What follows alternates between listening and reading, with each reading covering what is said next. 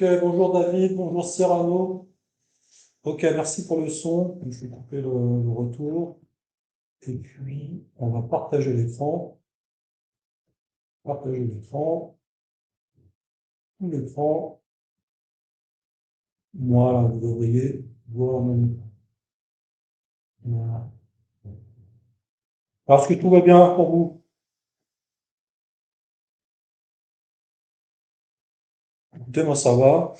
On va démarrer bientôt. Installez-vous confortablement. Voilà, au niveau du son, tout est bon. Voilà. Bon, le retour a l'air correct. Ok. Bah, écoutez, c'est sympa, c'est le 11e stream, si je fais pas d'erreur.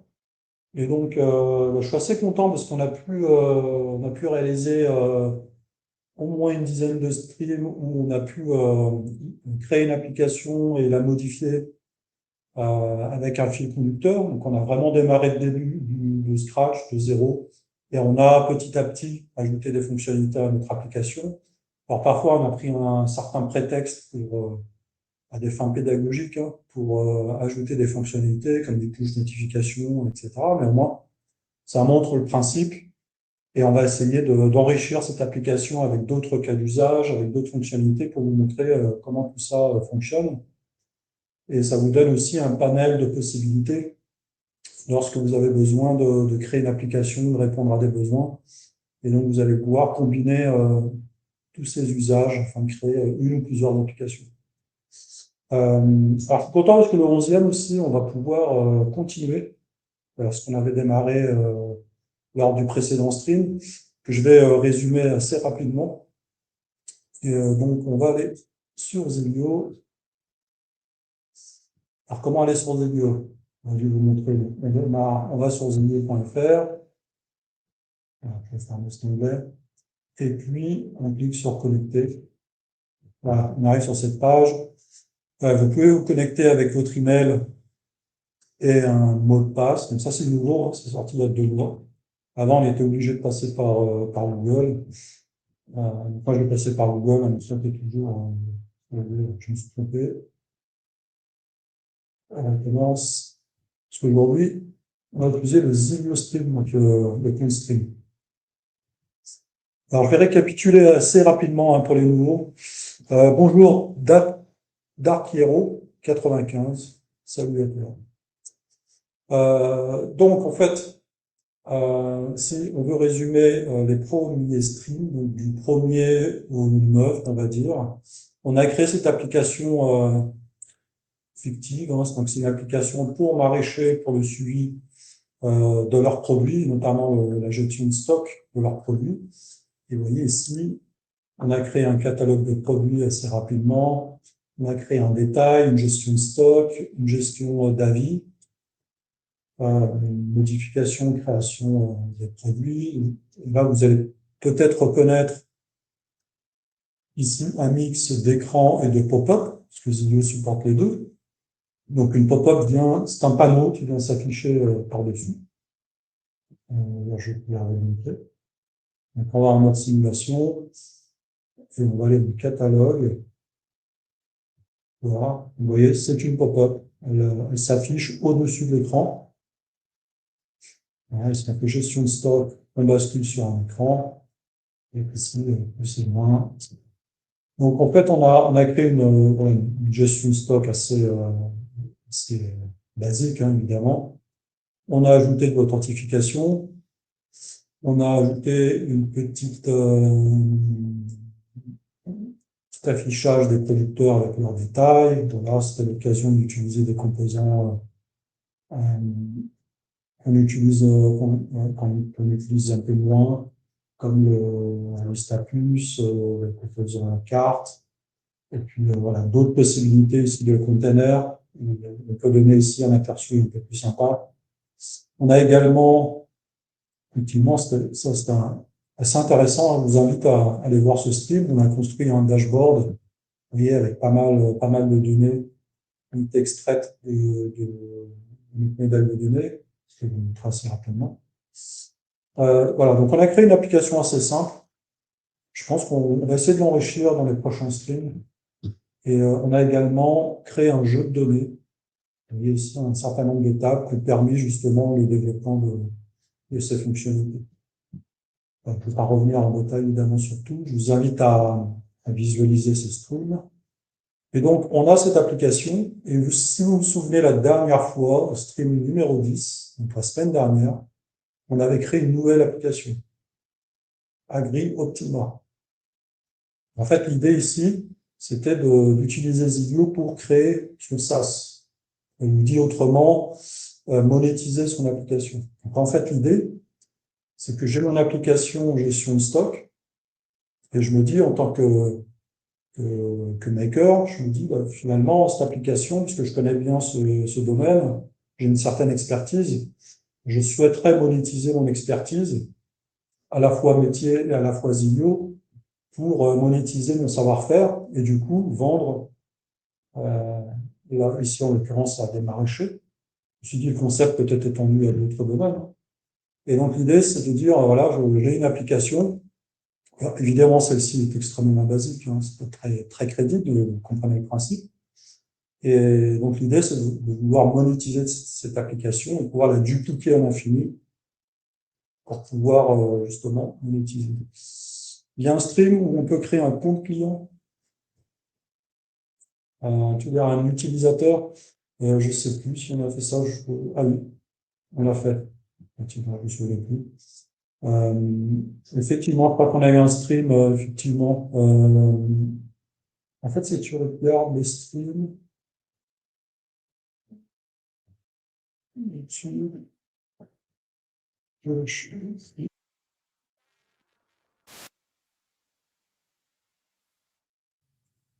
ici, voilà, dans les streams ici, on a un compte utilisateur. Donc, si tu regardes le numéro 7, ça sera mieux, tu auras le détail.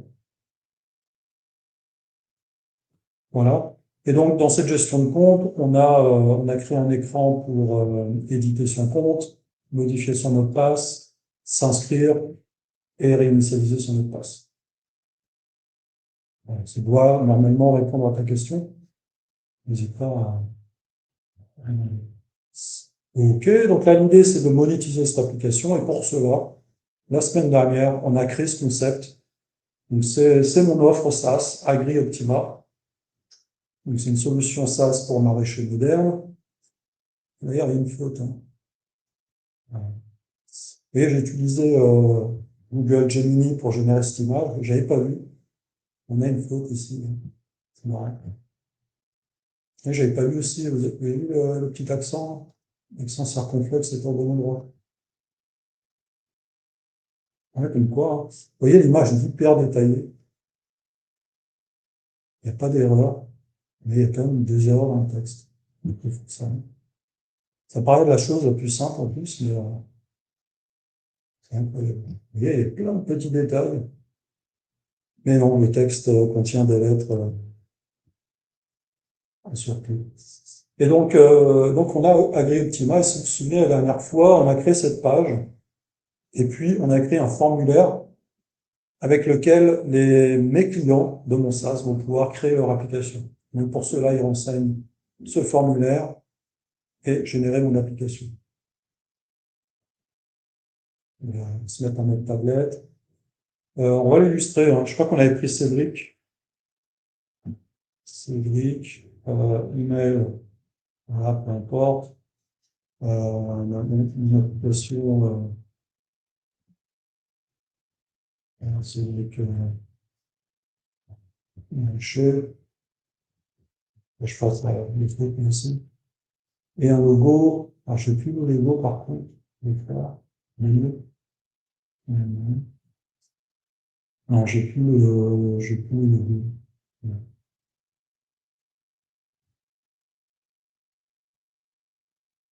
Alors, on va comme ça.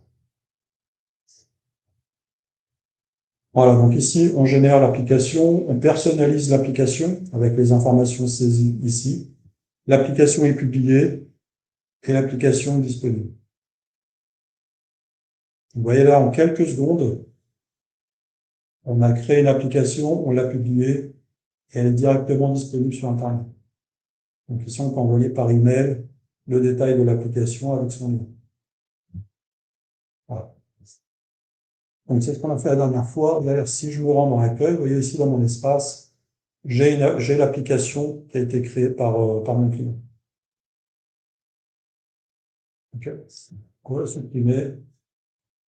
Et donc aujourd'hui, on va améliorer tout cela et on va aller dans mon appli SaaS, AgriOptima, et je vais utiliser une fonctionnalité qui est sortie non pas la semaine dernière, non pas il y a 2 jours, elle est sortie aujourd'hui. C'est une fonctionnalité SEO.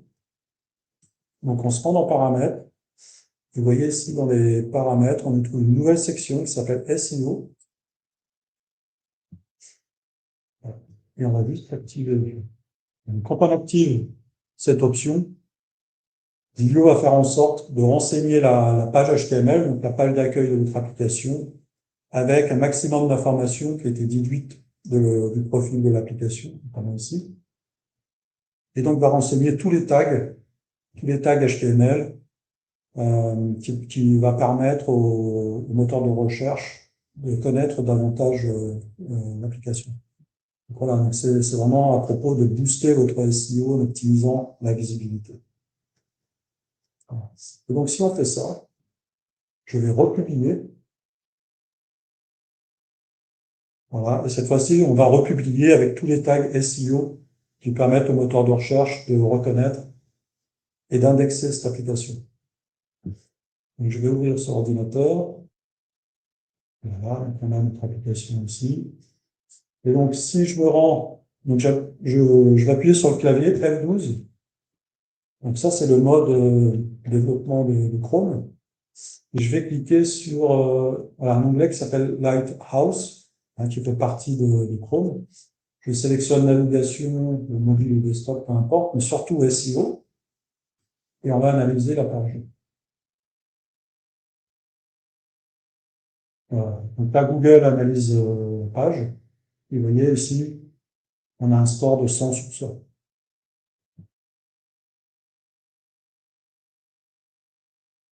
Donc voilà, vous voyez, à travers simple activation, si je retourne ici, une simple activation ici en active, Zillow s'occupe de tout. Il s'occupe de tout pour vous et fait en sorte que l'application soit bien indexée par les moteurs de recherche. Voilà. C'est sorti aujourd'hui, c'est disponible et c'est disponible à partir du plan professionnel. Voilà, ici.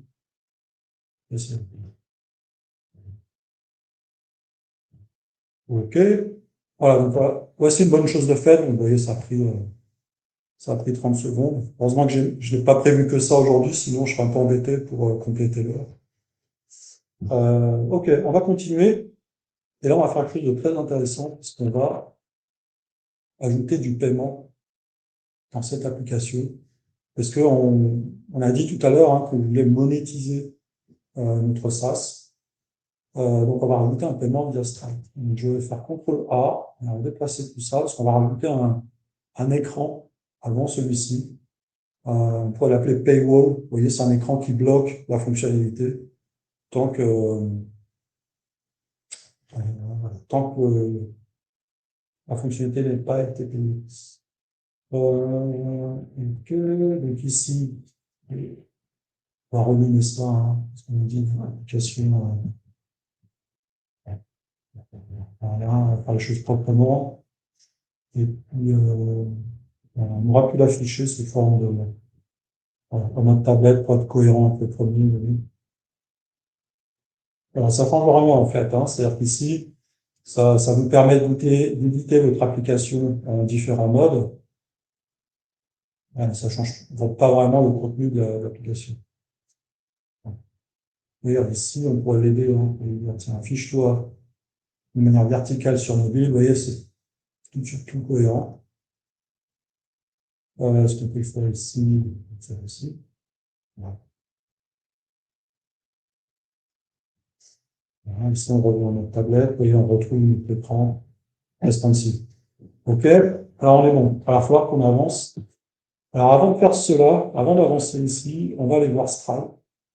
Parce qu'on va utiliser Stripe pour acquérir les paiements. Donc, on va faire des vrais paiements aujourd'hui. Et donc, on va aller voir Stripe. Alors, avant d'aller voir Stripe, alors, on va aller dans Paramètres. Première chose à faire, on va aller dans Paramètres. Mais avant cela, je vais vous montrer. Si vous allez sur la Docs View, là, j'aurais dû le faire depuis l'outil, comme ici. Donc ici, voilà. Donc on a la doc. Dans les tutoriels, vous avez un tutoriel en français sur les paiements. Alors, comment ça s'appelle? Paiement Stripe, ici. Vous avez ici toutes les étapes pour mettre en place des paiements. Jusqu'à la déclaration du catalogue des produits. Et ici, la création du catalogue. On a vu au tout début la connexion Stripe. On va le faire ensemble aujourd'hui. Ici, on a une gestion de panier, vous voyez. Voilà, donc on peut ajouter plusieurs produits. Chaque produit a une quantité. Voilà, et ensuite, on lance un paiement. On va le faire aujourd'hui. Alors, tout ça, on va le configurer aujourd'hui et on va tester également le paiement. Voilà, si vous voulez reconstruire tout cela pas à pas, vous pouvez le faire à l'aide de ce tutoriel qui va un peu plus loin que ce qu'on fait, hein, parce qu'on a une création de catalogue ici avec panier. Aujourd'hui, on va pas vraiment créer un panier. On pourrait, hein, mais on n'en a pas besoin.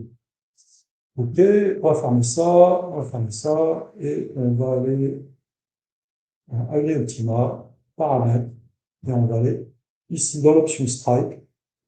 Nous allons activer l'option, et on va se connecter à notre compte Stripe. Donc, il vous faut un compte Stripe, évidemment. Alors, il y a un stream à peu près un peu plus loin. Je reviens toujours avec ma question sous-jacente de pouvoir remplacer Software. OK. Ouais. A priori, je vois pas bien ce que Software fait que Zillow ne fait pas. En tout cas, si tu trouves Serrano, si jamais tu trouves des fonctionnalités manquantes ou des fonctionnalités qui existent mais qui sont insuffisantes, n'hésite pas à me le dire. OK, donc on active Stripe. Vous voyez, si on a un lien vers la documentation, on n'est pas connecté. Voilà. Donc on va se connecter à Stripe. Cela ouvre une nouvelle page qui va nous permettre de nous connecter à notre compte Stripe. Donc ça à faire avant, évidemment, hein. C'est une formalité, hein, c'est pas très compliqué de créer un compte Stripe. D'ailleurs, Stripe vous laisse quelques jours, voire quelques semaines pour renseigner toutes les informations administratives comme tout ce qui est carte d'identité, tout ce qui est compte professionnel, SIRET, etc. Ouais, c'est gratuit. Et un compte Stripe, c'est gratuit. D'ailleurs, on pourra en parler un peu du business model, comment ça fonctionne, hein. Stripe prélève une partie. Donc ça dépend du plan que vous prenez chez Stripe, hein, mais ça peut être 1%, 2% des transactions. Donc je vais sélectionner Daniel. Daniel, c'est mon compte de test. C'est un compte Stripe de test. Vous voyez, ici j'ai un compte de test et j'ai jamais fait, je crois que j'ai jamais renseigné une carte d'identité ou quoi que ce soit. Probablement parce que je suis pas passé en mode production sur ce test. Mais vous voyez, vous pouvez déjà tester pas mal de choses sans aller jusqu'au bout des formalités administratives avec Stripe. Donc c'est plutôt pas mal, hein. J'aime bien cet outil. Parfois il est pas simple à comprendre, mais en général pour des besoins assez, là les besoins dont on parle aujourd'hui, c'est très très accessible. Donc je me connecte avec Daniel. Voilà. Voilà. Donc en fait, là, il ne m'a pas demandé le login et mot de passe parce que je me suis connecté ce matin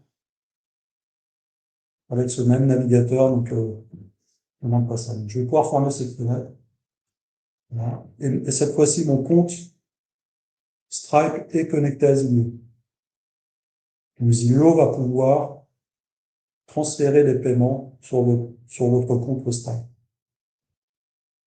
OK? Est-ce que tout va bien jusqu'à maintenant? Sachez aussi que pour des aspects de sécurité, la plateforme Zillow n'a pas accès à l'entièreté du compte Stripe. Donc Zillow ne peut pas accéder à la balance du compte, ne peut pas effectuer un virement, des choses comme ça. On est vraiment que sur un périmètre de paiement. Ensuite, on a d'autres options. On a, souhaite-t-on activer le mode production ou rester en mode test? Comme ça, je vais vous le montrer. On va aller directement sur Stripe. C'est une petite introduction. Voilà. Donc, je suis connecté sur mon compte Daniel, ici, et j'ai rien du tout. J'ai rien du tout parce que quand on se connecte, on est directement en mode production. Donc, c'est pas ce que je vais vouloir aujourd'hui. On va basculer en mode test. Voilà. Donc, ici, j'ai basculé en mode test. Donc ça c'est vraiment très bien fait hein, chez Stripe. On a vraiment deux comptes hein, quelque part. On a un compte test, on peut faire tout ce qu'on veut. Et puis on a un mode production. Bah, là, on est vraiment en mode production, c'est-à-dire que les paiements sont de vrais paiements. Les cartes sont débitées. Stripe prélève la commission, etc. Ouais, les factures sont générées. Tout se lance vraiment en mode production. Alors qu'en mode test, on va pouvoir faire exactement les mêmes opérations, sauf que tout est faux. On ne fait pas des vrais paiements, même si on utilise des cartes, hein, on va le voir ensemble. On utilise une carte, mais c'est pas une vraie carte, mais c'est comme si on avait fait l'opération de paiement. Donc ça permet vraiment de tester de bout en bout une application qui fait le paiement. C'est vraiment très très bien fait. Et puis on vous rappelle toujours, hein, on vous rappelle toujours qu'on est en mode test, donc ça vous permet de voir si jamais vous faites une opération, de faire attention. Par exemple, si vous allez dans le produit et vous supprimez un produit, euh, mais là, vous allez voir que vous êtes en mode test. Vous voyez, si vous supprimez un produit en mode production, ça peut être dommageable. Voilà. Il y a quand même des protections sur Stripe. Vous ne pourrez pas supprimer des produits qui ont déjà été achetés, par exemple. Voilà. Alors, sur ce compte, vous allez voir des données un peu bizarres là, qu'on n'a pas traitées jusqu'à maintenant. C'est normal, hein, parce que j'ai utilisé ce compte pour pas mal de tests divers et variés. On a des clients, on a des transactions. Euh, voilà, c'est tout ce que je voulais vous montrer en fait. Hein. Voilà, vous pouvez créer un compte Stripe, c'est gratuit. Vous pouvez rester en mode test ad vitam aeternam. Celui-là, ça doit faire 2 ans que je l'ai. Il fonctionne toujours. Et je suis jamais passé en mode prod sur ce compte. Salut Jérôme. Ok, donc on va avancer. Ici dans le paramétrage, on va passer la devise en euros. D'ailleurs, on devrait la passer en euros, on devrait la mettre en euros par défaut. Et ici, on a un choix pour la source des prix. Donc ça, c'est quelque chose qui permet de réconcilier le panier côté Stripe, parce qu'en fait, il y a un aspect de sécurité important à considérer, c'est que le panier est construit côté client, sur le mobile ou sur l'ordinateur de l'utilisateur. Mais en fait, il n'y a pas de mécanisme de sécurité côté client qui permette de vérifier si le panier est correct, notamment les montants. N'importe qui, dans un navigateur, peut modifier le panier. Un hacker pourrait hacker le panier et mettre tous les montants à zéro, pour avoir un panier à zéro. Donc ça, on n'y peut rien. Hein. C'est vraiment ce qui est saisi côté navigateur, peut être modifié en JavaScript côté navigateur. Donc ça, on n'y peut vraiment rien. Donc c'est pour ça qu'il faut vraiment, côté serveur, vérifier si le panier est correct. Donc on va vérifier. Donc c'est pour ça qu'il faut une source des prix ici. Et donc cette source de prix, elle peut venir soit de Stripe, soit de Zillow. Si elle vient de Stripe, ça signifie que vous avez défini vos produits ici, un catalogue de produits. Si votre catalogue est défini dans Zillow, c'est une autre façon de le dire. Hein. La source de prix, c'est où se trouve le catalogue. Est-ce qu'il est défini côté Stripe? Est-ce qu'il est défini côté Zillow? S'il est défini côté Zillow, vous allez indiquer où se trouve le catalogue Zillow, donc quelle table, etc. On va le voir ensemble. Donc on a le choix. Ce qui va guider le choix, c'est la complexité de votre catalogue et surtout, est-ce qu'il est dynamique ou pas. Donc si vous avez un catalogue plutôt statique, vous avez 3 produits, qui changent peu, vous allez pourquoi pas les définir dans Stripe. Si vous avez un catalogue plutôt dynamique, c'est plutôt ça hein, qui va influer votre choix. Si vous avez un catalogue dynamique, notamment parce que les utilisateurs peuvent ajouter des produits, modifier les caractéristiques des produits comme les prix, les descriptions, les images, etc. Là, vous allez privilégier un catalogue dynamique. Évidemment, parce que vous allez pouvoir modifier les produits, le catalogue, à travers des écrans IMO. Si vous définissez un catalogue côté Stripe, il n'y a pas de moyen d'aller modifier ces produits côté Stripe, sachant qu'il y aura toujours des contraintes, hein, comme je disais tout à l'heure, un produit qui a déjà été acheté ne peut plus être modifié. Donc, si vous voulez changer le prix d'un produit, il va falloir, c'est un peu compliqué, il faut rajouter un tarif. Vous ne pouvez plus modifier le tarif s'il a déjà été acheté. En revanche, vous allez pouvoir créer des tarifs. C'est très compliqué. Alors que modifier une table produit dans Zinio, c'est quand même beaucoup plus simple, beaucoup plus accessible depuis un moment. Et donc, nous, on va créer un catalogue dynamique. Alors, je vois le temps qui passe, là, que j'accélère un peu. J'ai pas répété, donc je sais pas combien de temps ça va prendre. Et donc, on va créer un catalogue. Voilà, donc on va aller dans Données. Et de la même façon que dans l'application maraîcher, on avait utilisé la table produit, eh bien, on va réutiliser cette table produit comme point de départ. Évidemment, ici, on va pas vouloir vendre des pommes et des tomates, on va vouloir vendre des applications. Donc, je vais supprimer, on va tout supprimer, et je vais rajouter un produit application standard et application premium. Voilà. Donc là, puis, application standard avec une, on va cliquer ici. Voilà, les reculs, on remonte un peu, hein, pas très intéressant. Je crois qu'on ne va pas afficher la description. Voilà, avec toute finalité. Voilà. Ensuite, une image. Alors, je me suis préparé des images sur le bureau. On a standard, AgriOptima standard et premium. Voilà, un petit premium. Donc, pareil, hein, j'ai généré ça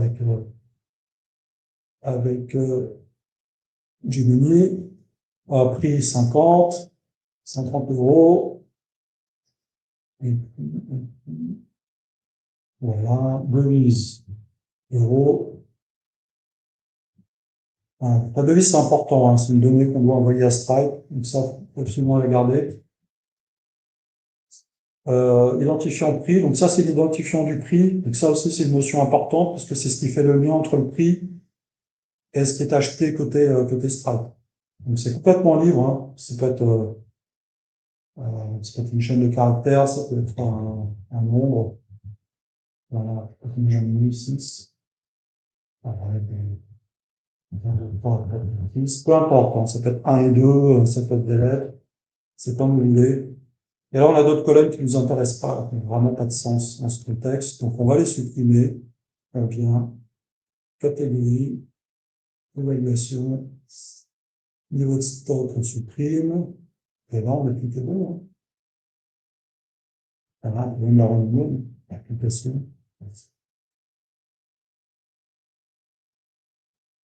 Voilà. J'ai ma table, du coup, je vais pouvoir finir mon paramétrage Stripe, donc il se prend dans Stripe, ça se trouve ici. La table des prix, c'est la table application.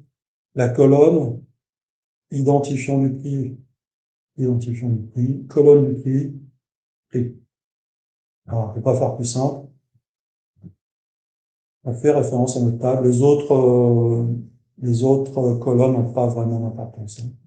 Il faut au moins celle-ci. Voilà, côté Stripe, on est bon. Et donc ici, on va créer un premier écran, un écran avec un nouveau formulaire. Voilà, je me demande si je ne vais pas copier-coller. En fait. Voilà, à partir de 0, on va prendre 100 en tête. Voilà.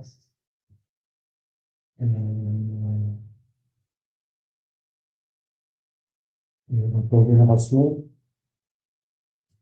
voilà, création, date, et cet écran devient l'accueil. Ok, ça. Et puis, alors, qu'est-ce que j'avais prévu? J'avais prévu email. On va le faire pas à pas. Donc, il est 10h34. Je pense qu'on a le temps. Hein. On va ajouter donc un formulaire. Donc, on va prendre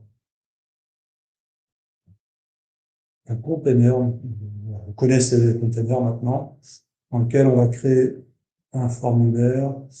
Et on avait dit, donc il nous faut l'email du client. Donc ça, c'est requis hein, par Stripe. Attendez, je vais zoomer. Voilà, donc on va l'appeler email. Il est requis, voilà, pour moi. On va ajouter le nom.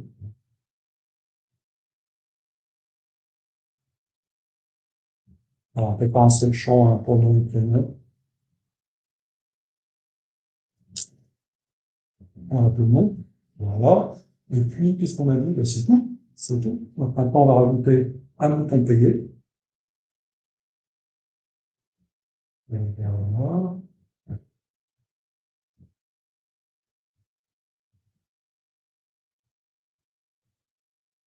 On va changer le thème. Ah, je sais pas. On va enlever le container ici, pas besoin. Et puis, alors, on va mettre ça en haut.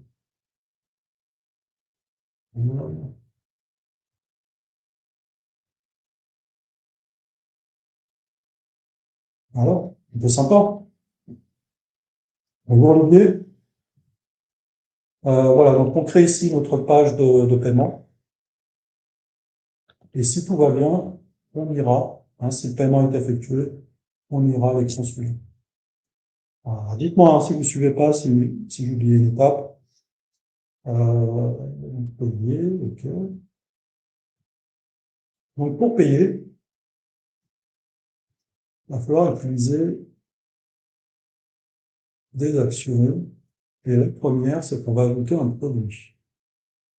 Donc vous voyez, on a ici, dans paiement, on a une gestion des paniers.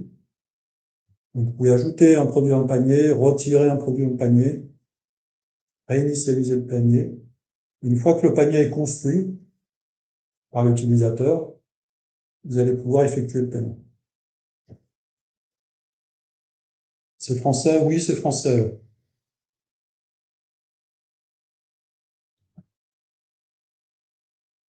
Ok. Donc, en fait, là, pour vous expliquer un peu ce qu'on peut faire avec Zinio sur l'intégration Stripe, on a la possibilité effectivement de payer un ou plusieurs produits. Chaque produit peut avoir une quantité, ce qui construit un panier. Et donc, vous pouvez effectuer un paiement. Je vais vous montrer. Voilà. Donc, une fois qu'on a construit le panier, on peut effectuer un paiement. Ce paiement, il peut être soit automatique, soit manuel. C'est-à-dire que vous pouvez reporter le paiement par la suite. Comme ça permet de faire des réservations, par exemple. On a une application de covoiturage qui a été créée avec Zinio, qui s'appelle Drive Ready. Et donc, les utilisatrices peuvent payer des trajets. Et donc, la première étape, ça va être de réserver le trajet. Donc, la réservation se fait via un paiement. Le paiement n'est pas débité immédiatement, il est différé. Et en fait, le paiement a lieu un peu plus tard quand le trajet de covoiturage a lieu. Et donc, on le fait avec d'autres opérations qui sont présentes ici. Annuler un paiement, si le trajet est annulé. confirmer un paiement. Donc en fait, confirmer le paiement va déclencher le paiement et va débiter l'utilisateur. Vous voyez, on a deux choix. Et ça, c'est assez puissant. Je sais pas si les autres le proposent, mais ça va assez loin. C'est-à-dire que soit on fait un paiement immédiat, soit un paiement différé en fonction des fonctionnalités de votre application. Si le paiement doit se faire par la suite à un trajet, par exemple, ou un échange de produits, ou quoi que ce soit, vous allez utiliser ces deux opérations, soit annuler, soit confirmer. Voilà. La dernière action ici, c'est une fonctionnalité encore plus avancée. Elle va vous permettre de créer des comptes Stripe utilisateurs. Donc, si vous mettez en place une marketplace où des utilisateurs vont pouvoir acheter des produits que d'autres utilisateurs vendent, l'application de covoiturage, par exemple, ce sont des trajets, mais ça peut être des produits quelconques, soit physiques, soit digitaux. Dans ce cas-là, parce qu'on est sur le marketplace, on est sur une application de vente. Dans ce cas-là, il faut montrer patte blanche, il faut créer des comptes. Et donc, c'est par l'intermédiaire de ces comptes où vous allez enregistrer les IBAN des utilisateurs qui vont vendre des produits, que les paiements et les virements vont avoir lieu. Possibilité de créer des abonnements uniquement des achats uniques. Pour l'instant, on ne supporte pas les abonnements. C'est dans la roadmap, on doit le traiter. Pour répondre à ta question, David. Après, si vous avez besoin urgent de mettre en place des abonnements, c'est quelque chose qu'on peut prioriser. Je pense que dans ton Stripe, on produit peut-être un produit avec abonnement. Oui, mais le paiement ici ne supporte que les produits. Voilà, effectuer paiement ne supporte que les produits, ne supporte pas les abonnements encore. Donc voilà, David, si tu as un besoin urgent pour toi ou un de tes clients, c'est quelque chose qu'on peut prioriser. C'est pas très compliqué. On a déjà fait plus compliqué. Voilà. Donc en fait ici dans notre application, on va pas proposer au client de créer un panier, d'ajouter, de supprimer, mettre des quantités d'applications. Ici, on va vouloir proposer une seule application à la fois. Donc, on va simplifier. Il n'y a pas vraiment de gestion de panier. On va quand même utiliser le panier parce qu'effectuer un paiement nécessite un panier. Donc, on va construire le panier dans le bouton, dans cette action. Donc, le nom du produit, ça va être application standard. Application standard. En fait, je me rends compte que voilà. Je vais faire étape par étape comme c'était prévu. Parce qu'en fait, ici, on va utiliser notre table de produits. Je vais vous montrer ça. Ici, vous voyez, on n'utilise pas notre catalogue, mais c'est pour vous montrer étape par étape. Devise euro, quantité, identifiant de prix, n'importe quoi. Donc voilà, ici, on n'utilise pas le catalogue, mais c'est pour vous montrer étape par étape comment faire un paiement. D'ailleurs, vous remarquez qu'ici, on n'a pas vraiment besoin de table à ce niveau-là. J'effectue un paiement. Donc, pour effectuer un paiement, alors n'ayez pas peur, il y a des paramètres, et je vais vous expliquer tout ça. Donc ici, ça va être l'identifiant de paiement. Voilà. A priori, dans notre cas, on va pas en avoir besoin. Donc, ça permet de retracer pour des actions suivantes. Par exemple, tout à l'heure, quand je vous ai dit, on va pouvoir annuler un paiement ou confirmer un paiement. Pour ces actions-là, il va falloir fournir l'identifiant de paiement. Sinon, vous n'en avez pas besoin. Je vous renseigne ici, pour lui donner un nom parlant, on ne va pas l'utiliser. A-t-on besoin d'adresse de livraison? Non, dans notre cas. Si vous cochez, Stripe va demander l'adresse de livraison au moment du paiement. Donc c'est géré automatiquement par Stripe. Et l'adresse de livraison sera automatiquement mise dans la facture, elle sera automatiquement renseignée dans la transaction. Donc ça vous permet d'envoyer le produit. L'email du client, on va l'inventer. Voilà. Nom du client, OK, téléphone, Envoyer mon téléphone, hein, voilà. Un téléphone professionnel. Hein. OK, donc là, on est bon. Non, on n'est pas bon. Ici, j'aurais dû utiliser l'email qui a été saisi et le nom qui a été saisi. Voilà, on va appeler juste le téléphone de paroquet. Email et nom. Est-ce que je veux plus le bon écran? Non, je ne fais pas plus. Alors, ça revient même. Ça revient même que ce que le nom de la variable est. OK, donc on ajoute un produit en dur et on effectue le paiement. Voilà, et j'ai oublié on va rajouter une notification. Afficher notification. Paiement effectué, succès, et puis surtout, on va naviguer vers l'écran suivant. OK? Allez, on teste ça. Simulation. Je passe sur le bon écran, donc on va en position, on va fixer cet écran comme étant le premier. Ah, attendez, il y a du texte. Non, Stripe, oui, OK. Merci pour la précision. Cyrano, vous utilisez quoi comme DB derrière Zillow? C'est du Hotmail. Oui, oui, c'est un SaaS qui a été développé en France. Donc, on a nos serveurs qui ont été développés, et puis la base de données, mais c'est une base de données, là, c'est une base de données Postgre, pour tout vous dire. Voilà, mais tout est développé en France par notre équipe. OK? Email, Dieu, et là, Dieu, et là, on va faire payer cette fois-ci. Voilà. Ah oui, alors attendez, je me suis trompé. Vous voyez ici, intéressant, Stripe nous dit attention, j'ai vérifié le panier, et l'identifiant que tu nous donnes, il n'est pas correct. Ok, j'aurais dû mettre 5. Et on commence. Ok, donc c'est ici. 1, 2, 3, 4, 5, 6. Allez, on recommence.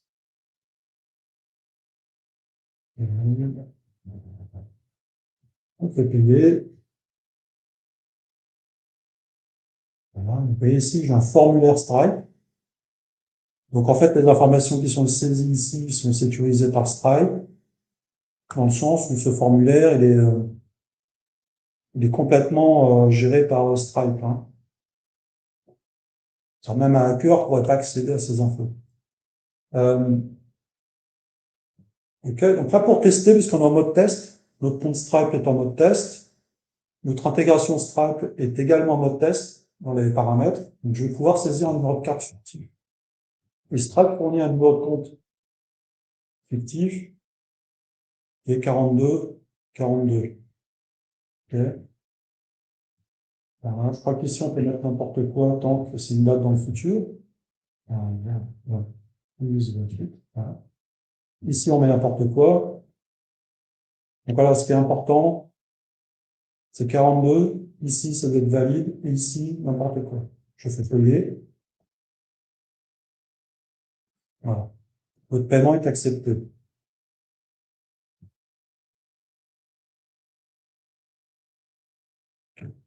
Donc, du coup, on va aller dans Stripe. Donc, dans Stripe, on devrait voir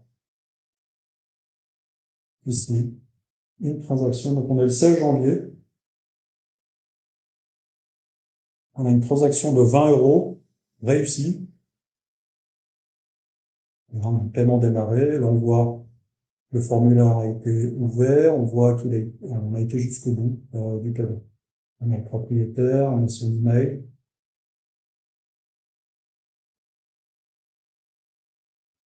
Alors, je ne sais pas pourquoi il dit origine États-Unis. Peut-être parce qu'on est en mode test. OK. Date d'expiration. Vous voyez, le paiement est.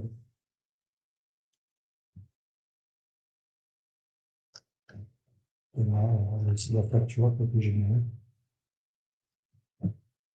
Voilà, donc on a un paiement. Dans les clients, Alors, j'allais vous dire, on devrait avoir un nouveau client, mais comme, en fait, il doit déjà exister, hein, parce que j'ai déjà utilisé. Oui, ici, je peux développer, créer. Voilà. En fait, si vous démarrez de zéro, vous allez voir un nouveau client qui s'affiche ici. Vous allez voir vos transactions. Vous allez également voir les soldes. Ici, de vos comptes, de votre de votre compte Stripe.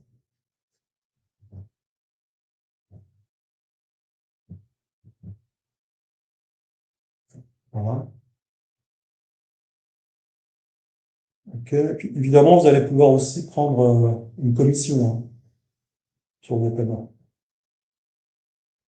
Si on se rend dans l'application, ici, payer, paiement. Voilà, commission, une destination. OK, bah, écoutez, je suis en train de réfléchir, hein, parce qu'en fait, ça me paraît tellement simple, j'ai l'impression d'avoir oublié quelque chose. Vous voyez. Mais ouais, tout est là, en fait, hein. On a fait un vrai paiement sur Stripe, donc on est en mode test, évidemment.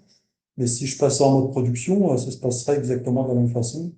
Il suffirait de passer en mode prod côté Zydio. Et puis côté Stripe, bah, notre production existe. Mais en fait, si vous montrez pas de patte blanche, hein, évidemment, vous n'allez pas pouvoir rester en mode production. Je veux dire, si vous démarrez de Zydio.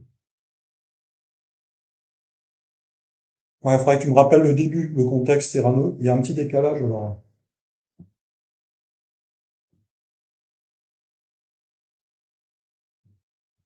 Ok, je vais vous montrer, hein, par exemple, ici, si je quitte, est-ce que je peux quitter le mode test? Quitter le mode test, tout simplement. Si je vais dans transaction, vous voyez, je n'ai pas de transaction. Donc ça, c'est vraiment sympa, hein. C'est vraiment bien fait. Allez, on va continuer. On va agrémenter l'application, mais le plus gros est fait, hein. La confirmation par mail. Euh, alors, si vous voulez envoyer une confirmation par mail, il faut le faire vous-même ici. Email. Voilà, faites envoyer un email. Voilà, mettez l'email qui a été renseigné. On a recueil email, un sujet, un message. Voilà. Et sinon, si vous configurez Stripe, Stripe va automatiquement envoyer la facture. Voilà. C'est pas très explicite, hein. Il faut lire un peu de doc, demander à l'IA.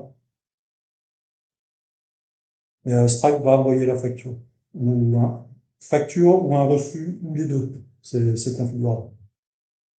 D'ailleurs, on n'a pas été voir ce qu'on a le temps de laisser un peu, il faut qu'on avance. Si vous allez dans les sur mode test, transaction, on devrait voir la facture, où est-ce qu'elle est.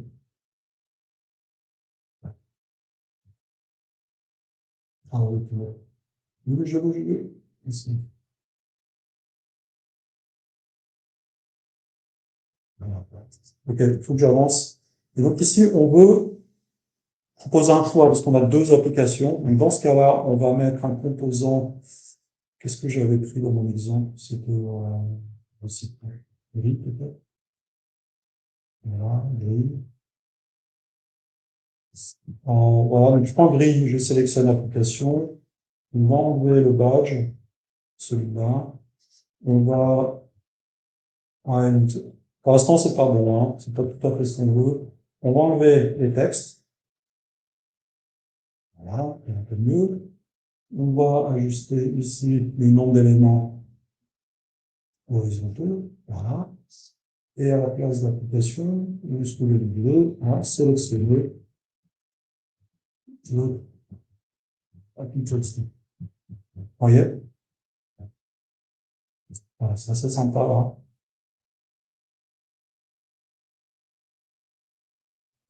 Et je crois que dans le titre, on va laisser le titre. Dans le style, on va retirer ici la couleur de fond. Voilà, complètement transparent. Et ici également, Et on voit couleur du libellé.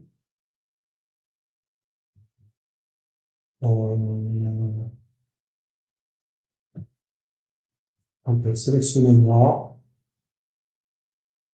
et non sélectionné.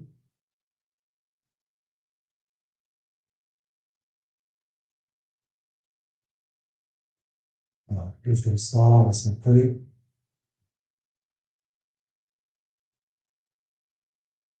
Voilà, et puis, est-ce que pas nouveau affichage ici? Ah,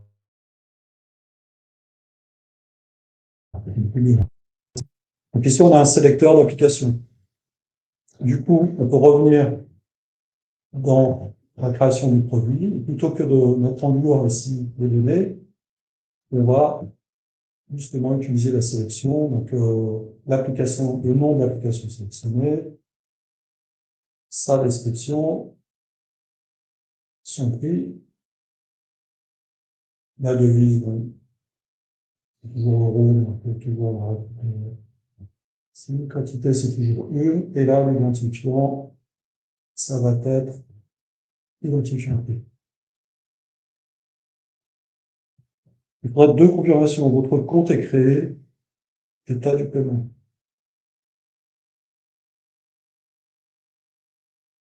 Enfin, qu'est-ce que tu veux dire par votre compte est créé? Il est créé dans Stripe, c'est ça?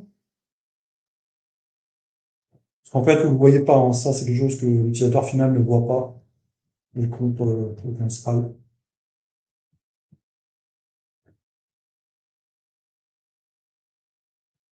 Voilà. Après, l'image sert surtout à afficher le panier. Voilà. Donc, on simule. On va choisir Premium. On dit, voilà, on fait payer. Voilà, cette fois-ci, j'ai un montant de 50 euros.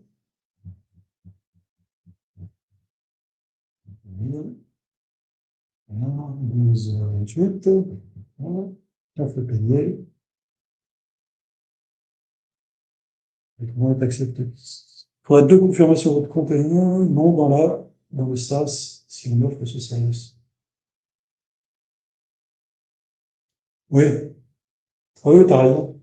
En fait, Serrano il nous dit votre compte est créé. Donc, effectivement, il y aurait une gestion de compte dans, dans mon SaaS, hein, AgriOptima, parce qu'effectivement, lorsqu'on fait un paiement d'un produit, on aimerait retrouver, on aimerait pouvoir se connecter au SaaS. Non, dans le SaaS, on offre ce service. Ouais, c'est ça. Donc, Serrano, dis-moi, hein, si je comprends bien. À partir du moment où un client achète une application ici, il faudrait traquer, il faudrait conserver cette donnée ici dans une table. C'est-à-dire, on a une table, je ne vais pas montrer, mais on a une table commande. Voilà, on a une table commande ici. Où on va retrouver toutes les commandes, tous les paiements qui ont été effectués.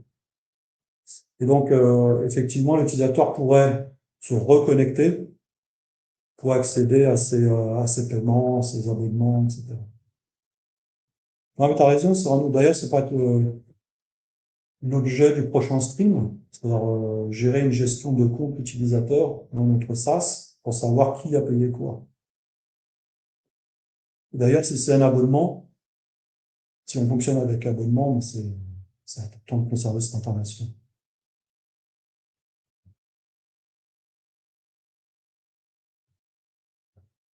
Eh bien voilà, je pense qu'on est arrivé au bout. C'est ça, ouais, j'ai pas d'autres sujets. Voilà, on est arrivé au bout de cette évolution de l'application. Donc, vous voyez, au final, on a vraiment pris notre temps, hein, et il a suffi d'aller dans Stripe, de connecter son compte,